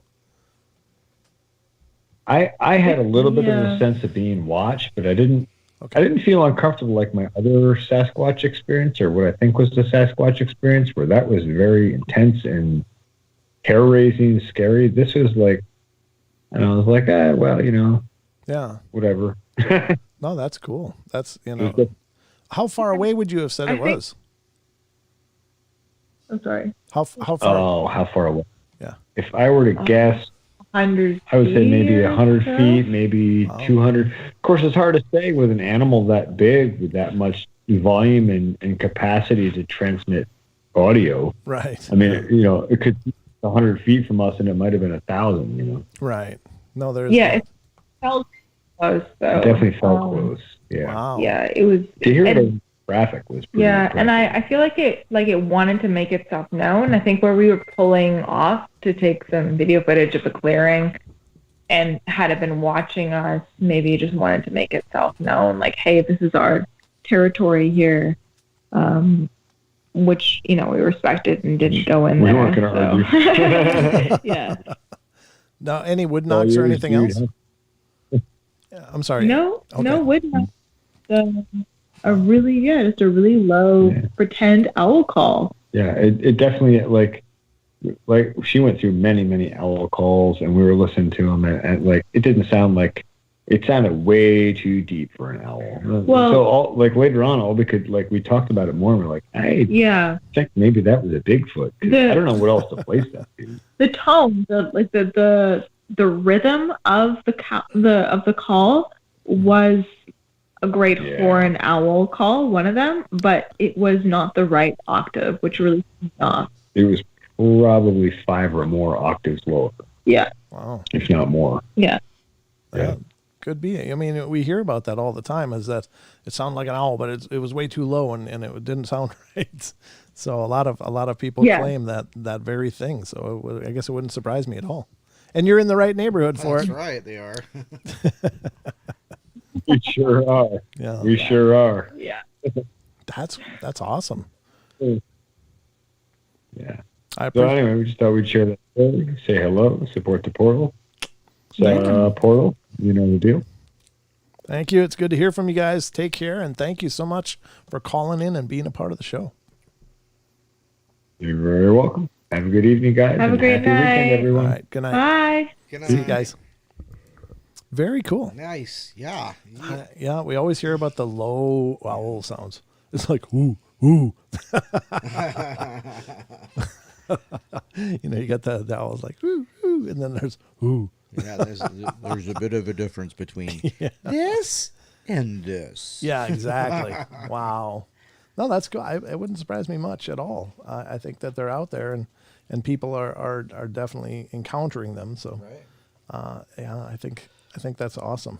It'd be neat to see another version get captured, like the Patterson-Gimlin film. Right. Just to see another. I think the one out of Russia. I mean, the Freeman film I think is really good too, but the one out of Russia with the leaping Yeti, to me, I think is just really powerful. I really like that one, and if you guys haven't seen it, just look for the jumping rushing Yeti on YouTube, and it's this guy is filming, and he's got this 12-year-old kid with him, and they're up on a mountaintop somewhere in Russia, and this I don't know, the Bigfoot or Alma or whatever version of it is, comes kind of hopping over, and it comes through one little clearing behind some trees, and then you can tell it's still moving, but then it pops out into another clearing on the other side and hops away into the distance. And it's really hopping, and its arms go out, and you can see how long those arms are. It's just like, well, that's not a suit. That's way too long, and the arms are bending, where the elbow would be much further out than our human proportions. And I think, that's just really powerful stuff. But I'd love to see another good capture like that. That'd be really cool. But anyway, let's get to some black-eyed kids. What do you think, Don? No? Don hates the black-eyed kid stories. And many of you do too. I gotta admit that I get a lot of feedback about the black-eyed kids, and people are like, oh, those really creep me out. And granted, they're creepy. Now, there's one that I came across tonight and read to Don before the show, and I was like, no, I don't think this is legit. And it has to do with someone let them in. And it's such a morbid thing, and I just don't know it, because it just ends abruptly. It's like, I can't, I mean, who wouldn't say, okay, and then this, and then this? They're just like, and then this happened, and they looked at me, and it was horrible story. But I try to keep it at least a little bit family friendly. So this is an article from a site called Counterpunch, and it's black-eyed kids and other nightmares from the suburbs. I don't know what it's going to cover here, but we're going to skip the Brian Bethel Genesis report, basically. Brian Bethel's the first guy that has basically coined the term black-eyed kids, and told a story of sitting in his car He was writing out a check for a bill or something because he was near a drop-off point for payments in a parking lot, and 2 kids came up and, basically, hey, we need a ride.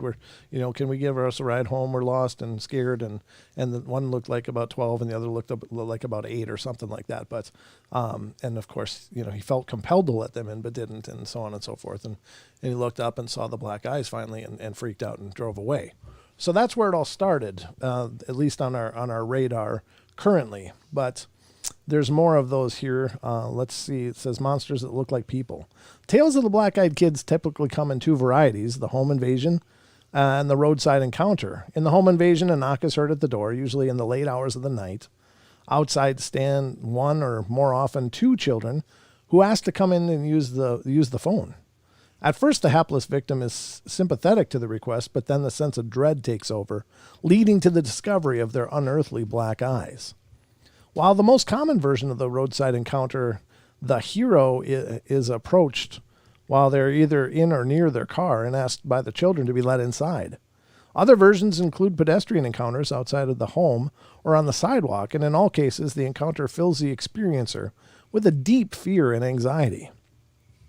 The kids themselves are described as being between the ages of 6 and 16, pale-skinned and having all black eyes.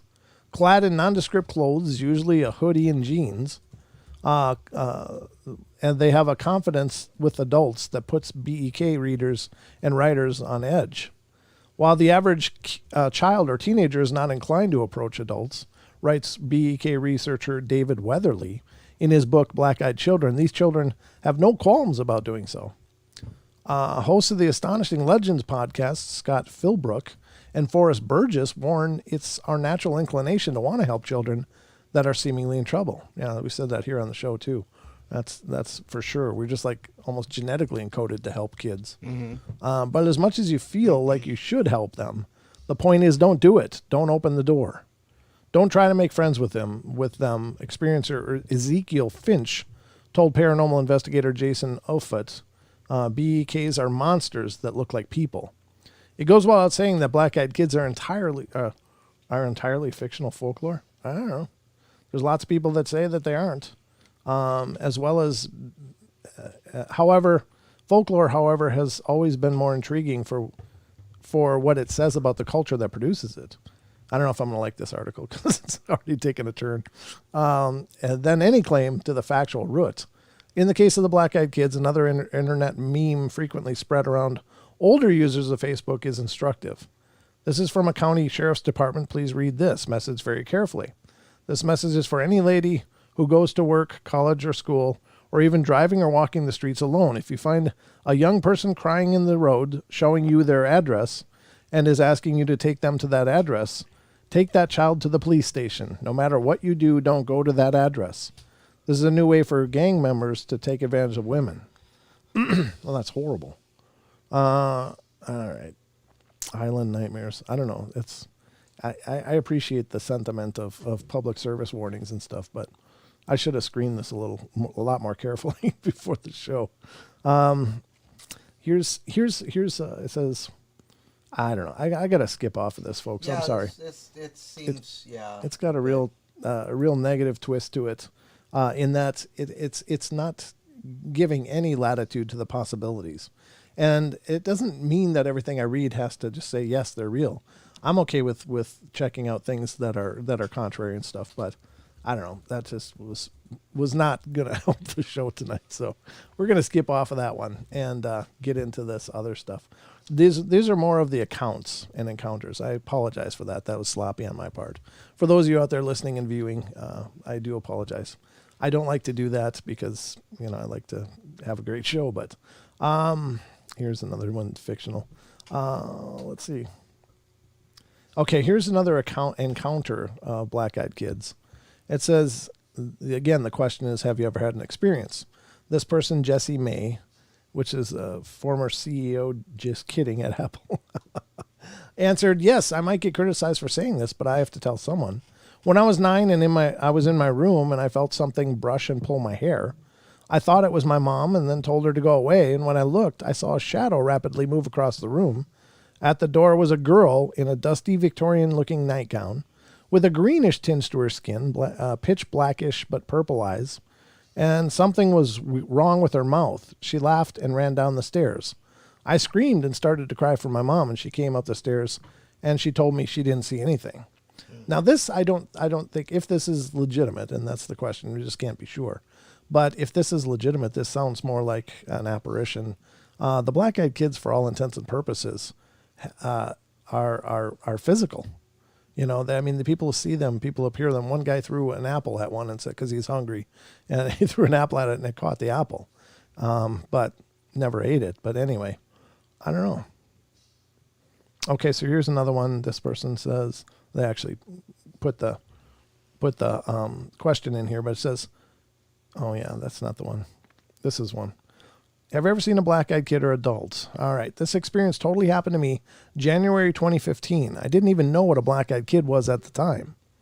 I was always a night owl, into playing video games, surfing the net, and reading books well into the night. At the time, we were leaving a 3-plex condo in the center unit. All of them were 2-story, a few miles down outside of town and sheltered in isolation just off the old highway. So it would have been really difficult for someone to walk that far to our development and know whose porch to approach. It was 2 a.m. and it had been storming big time in the Oregon coast that night. Did you see that, Don? I said Oregon. The wind was whipping through the area and we'd had sideways rain going for days. I was sitting in my room with a little stained glass lamp on and wasn't much brighter than a nightlight, but I was also burning a candle. The house was perfectly quiet and appeared to be asleep except for me. That's when I began to hear out front screen door creaking. It sounded like it was being slowly and carefully opened. Whoever was out there at that time of night in those conditions seemed to know about the squeaky door and was trying to open it as quietly as possible, about an inch at a time. I kept listening for the sound, making sure that it wasn't the wind, but I kept hearing a little hinge creak and then another creak until it was obvious that it was very deliberate. Whoever was out there doing this knew exactly what they were doing, and for whatever reason chose not to ring the illuminated doorbell right next to the front door. All this was going through my mind in rapid, terrifying detail and freaking me out to the real threat that I was about to be confronted by a very bold intruder. Well, I breezed around the corner of my room, which was on the bottom floor, closest to the front porch, and made my way towards the door. I didn't know what to expect, but I knew somebody was definitely out there. My husband at the time, apparently she's divorced, was sleeping upstairs and probably passed out cold. He was a doctor who was always on call and kept long hours, so I hesitated to wake him or get the police involved until I knew for sure what to report. Well, I stood silently in front of the door, armed with my phone and baseball bat, waiting to see what, if anything, would happen next. Roughly 2 minutes later, I saw the front door knob being turned slowly, like someone was trying to manipulate the door open. Really? It was, yeah, they weren't just sampling it, Don. They were actually going to make entry, I guess. It was locked, but since whoever was out there had taken the time to quietly get that far, I felt pretty confident that they were about to take it much further. The old front door we had at the time didn't have a peephole. It just had this little bit of glass over the top of it that only a 7-foot-tall person would be able to look through. My only alternative was to look through a side 3-inch long by 6-inch narrow window that just adjacent to the door. Well, I kept the lights off and slowly tried to move the little curtain just enough to peek out onto the front porch. As soon as I did, I was shocked to see a figure cloaked in a hoodie staring straight back at me. I was overcome with a feeling of dread and panic. Yeah, I'll bet. At that point, I flipped on all the lights inside the house and yelled through the door, "Who are you and what do you want?" There was no answer. I repeated myself and asked, "Are you injured or is there someone I can call for you?" By then, it was at least 2:30 in the morning and there was still no response. So I ran around quickly and made sure that the windows and the back doors were locked. I also went to the top of the stairs to look out the hallway window to the parking area to see if there were any foreign cars or any other figures hiding out in the darkness. I couldn't see anything unusual anywhere. I ran back down to the front door and yelled, "I'm calling the police now." Finally, I heard what sounded like a woman in a monotone voice say, I need you to open the door and let me in. Well, I was dumbfounded and choking on fear. But I asked her why and what was wrong if she needed me to make a call for her. I asked if she was hurt, but I got no reply. So I informed her that my husband was home and sleeping upstairs, and I told her I would wake him, and I started yelling for him. She interrupted my shouts with a cryptic, robotic reply. I'm not hurt. I need to come inside. I have something to give you. Yeah, right. Yeah, I'm sure you do. Cookies. I was flipping out out of my mind right now, but I pulled the curtain all the way back to the side window, turned the front porch light on, and asked her to show me through the glass. She turned around, and I could see that she was holding this perfectly coiffed, long-haired Pomeranian wearing a beautiful purple collar. It had a gold fancy medallion with the dog's name engraved on the front. She must have known that.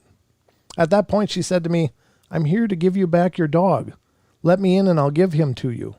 I snapped back, that's not my dog, lady. Look at his collar. My dogs are right here with me.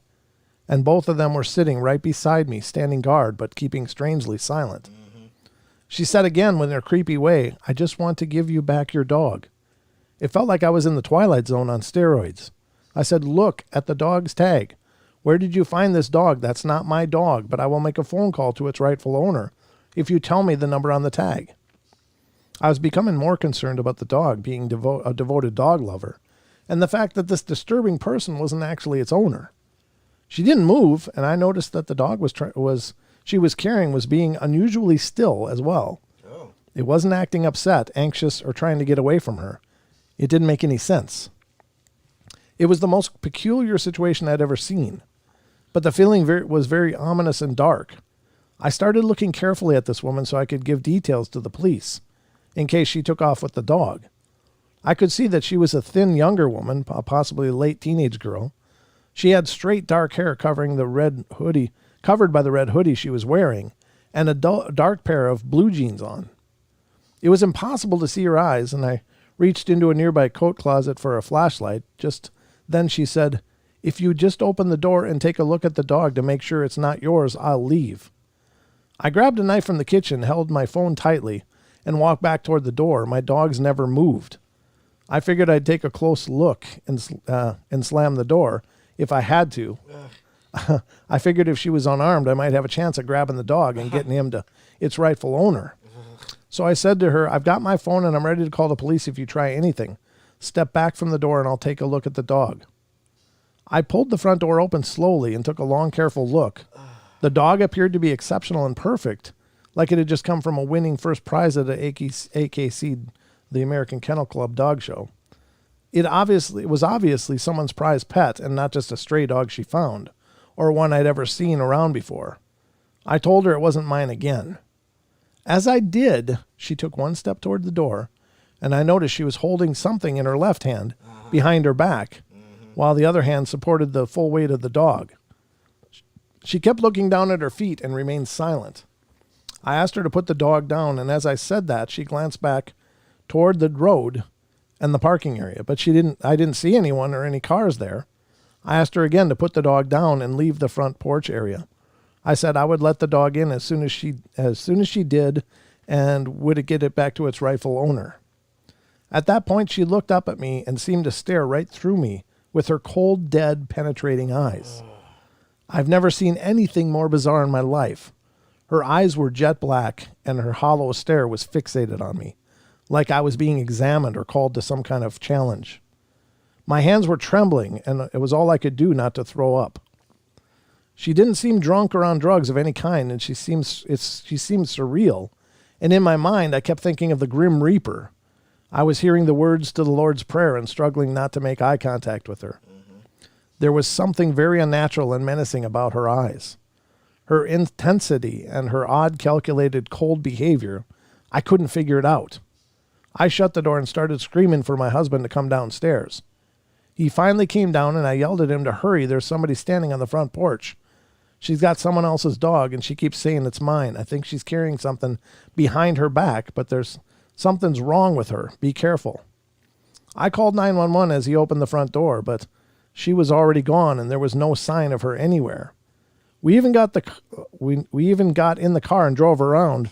The police couldn't find her either, and they couldn't find any reports of a missing woman or a missing dog anywhere in the state. Wow, yeah. The incident haunted me, so I decided to research lost pets and the description reports of women or girls in the area that might have been reported or listed nationwide, but I couldn't find anything. Curiously, the only thing that kept coming up was the new sighting of the so-called black-eyed kids in the Portland, Oregon, North Coastal area where I was living at the time. I'd never heard of anything like that.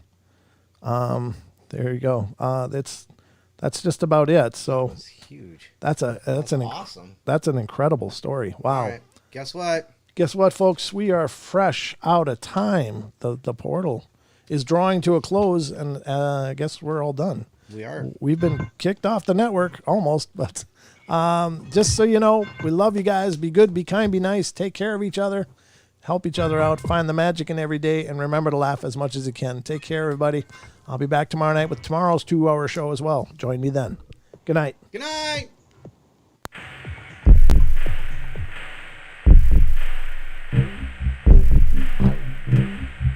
What?